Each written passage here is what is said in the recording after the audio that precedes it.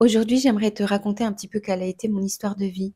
Et j'espère que, en te racontant ça, tu comprendras pourquoi aujourd'hui je prends la parole et je prends cette posture du coach et de l'accompagnement pour aider les personnes qui croiseront ma route.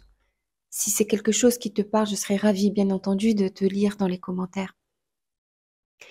Aujourd'hui, je me suis rendu compte que la majorité des gens rencontrent des problèmes qui prennent leur source dans leur mental.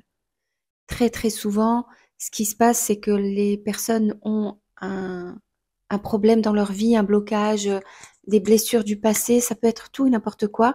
Et c'est véritablement ce qu'elles en pensent qui les maintiennent dans une grande souffrance. C'est, disons, la partie émergée de l'iceberg. C'est aussi une façon d'entrer dans le problème. Parce que j'ai eu souvent des conversations avec d'autres thérapeutes et d'autres praticiens qui ont chacun un peu, qui voient midi à leur porte, c'est-à-dire, moi je pense qu'il faut rentrer par la voie de l'émotion pour aider l'être humain. D'autres vont te dire, moi je pense qu'il faut rentrer par la voie du corps pour aider l'être humain, parce que se manifeste dans le corps humain. D'autres te diront, moi je pense qu'il faut aller chercher du côté de l'âme, du soi supérieur, de l'énergétique, de l'invisible, etc. Et des gens comme moi qui te diront, eh bien peut-être que nous pouvons aussi euh, rentrer dans cette voie de guérison par la voie de la pensée et de la puissance de la pensée. Il y a pas de bonne ou de mauvaise réponse par rapport à ça.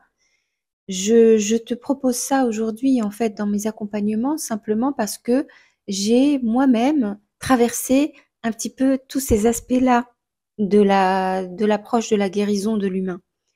J'ai commencé ma vie d'adulte en faisant des études de biogéographie, donc de géographie physique. J'ai eu une approche très, on va dire, rationnelle de la vie, mais très connectée à la nature, parce que ma spécialité était vraiment basée sur la préservation des espèces et des espaces naturels. La chose qui m'a le plus marquée dans ces études-là, et franchement, j'aurais jamais imaginé que c'est ce qui m'aiderait aujourd'hui à œuvrer dans l'accompagnement, c'est l'analyse spatiale des phénomènes. Quand on est géographe, on a l'habitude de tout ramener au territoire. D'accord? On réfléchit en changeant d'échelle d'analyse. Qu'est-ce que ça veut dire changer d'échelle d'analyse? Ça veut dire simplement qu'il y a un moment donné, c'est comme si tu zoomais à fond sur un problème et puis tu dézoomes complètement et tu t'éloignes. Mais pas seulement. Il y a un moment donné, tu vas te mettre en hauteur et tu vas regarder vers le bas. Et puis des moments où tu vas te mettre en bas et regarder vers le haut. Tu vas mettre un pas de côté et regarder, et un autre pas de côté et regarder. En fait, cette façon d'analyser le territoire et les phénomènes qui se passent sur le territoire, que ce soit la répartition des espèces animales ou végétales, ou tout simplement les activités humaines, ça m'a énormément exercé à changer de vision des choses régulièrement pour générer une nouvelle façon de voir les choses.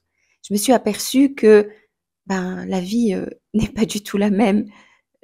Toi-même, tu as dû faire l'expérience que quand tu es en montagne, quand tu commences ta randonnée, tu es en bas de vallée et que tu commences à gravir les pentes de la montagne, tu t'aperçois que la vision n'est plus du tout la même. Non seulement tu peux regarder vers le bas, tu vois des détails que tu n'aurais jamais pensé pouvoir voir, et tu vois inversement des liens entre des choses que tu n'aurais pas pu voir en étant en bas de vallée. Et de la même chose, quand tu es à mi-hauteur, on va dire, ou quelle que soit la hauteur, eh bien, tu t'aperçois que, en fait, c'est très agréable parce que tu as une vue horizontale qui apporte plein de nouveautés. Et ce changement de perspective, il est extraordinaire. Et dans la vie, la majorité du temps, quand on a des problèmes, on reste le nez dans le guidon. Et quand on n'y arrive pas, ce qu'on fait, c'est qu'on demande au voisin, à la voisine, à la tantine, au tonton, à qui tu veux, de nous donner un autre regard sur notre problème et sur ce qu'on est en train de vivre ou sur une blessure. Et en fait, c'est exactement la même chose qu'on fait. C'est qu'on recherche une autre perspective sur ce qu'on est en train de vivre.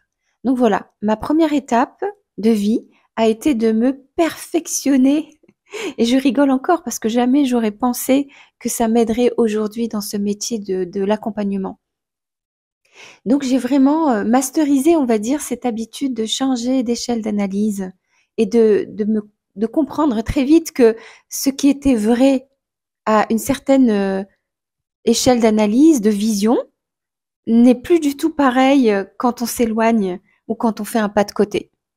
Ça m'a permis aussi très très rapidement de comprendre que ben, tout le monde avait raison, que chacun avait sa vision du monde et que tout le monde est absolument sincère quand il dit quelque chose.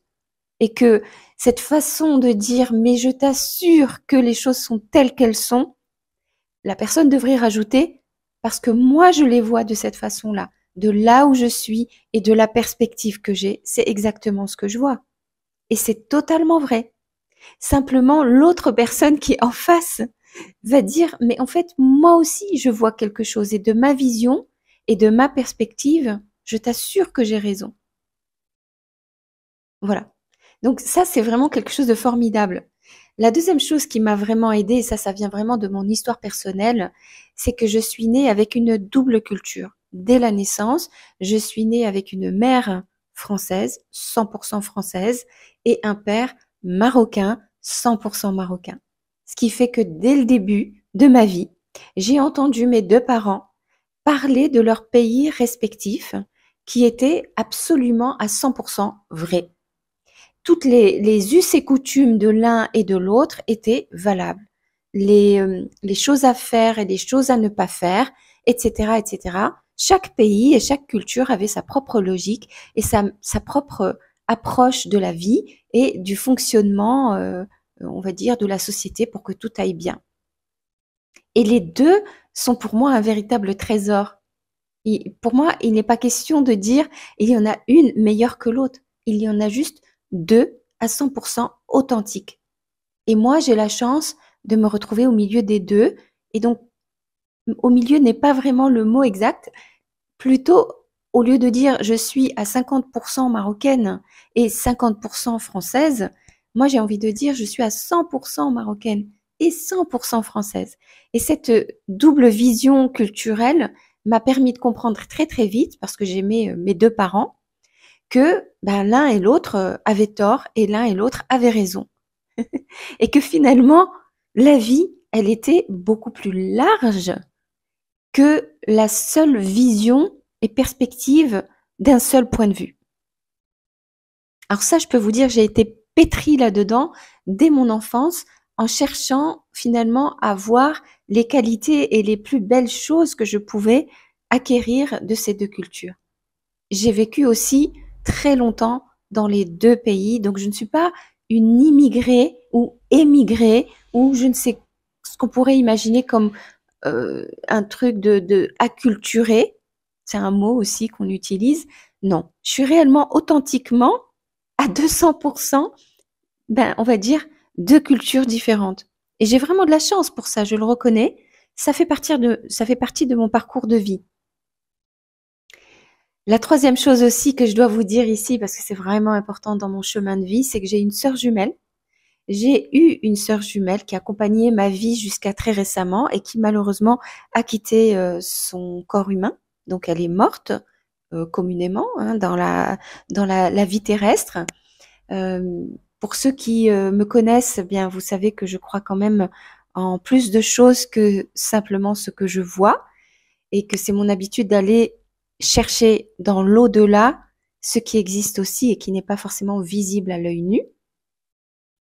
Et donc j'ai cette habitude d'avoir une personne qui est identique à moi et en même temps totalement différente de moi, qui m'a permis de m'exercer aussi à ces innombrables discussions qu'on a pu avoir depuis notre enfance sur notre vision des choses, notre vision du monde, et nous faisions en fait très très souvent des argumentaires pour essayer de comprendre comment est-ce que l'autre voyait les choses et comment c'était possible. C'était très difficile parce que nous étions très fusionnels et nous avions un chemin de vie qui était très très proche et nos expériences étaient très souvent assez similaires. Mais malgré ça, nous avions une compréhension des choses différentes. pas tout le temps, beaucoup de points communs, mais il n'empêche qu'il y avait quand même beaucoup de différences. Et ça a été un véritable moteur pour moi, et je sais que pour elle, ça a été la même chose, d'essayer de comprendre l'autre. Parce que dans le cadre de cette relation, j'étais dans un amour infini, et quand on est dans un amour infini, on a vraiment envie de comprendre l'autre, on n'a pas juste envie d'avoir raison tout le temps. Voilà. Donc ça, c'est vraiment la première étape de l'explication de qu'est-ce qui m'amène aujourd'hui à proposer mon service d'accompagnement. Je te demande simplement d'aller te brancher rapidement pour écouter la suite.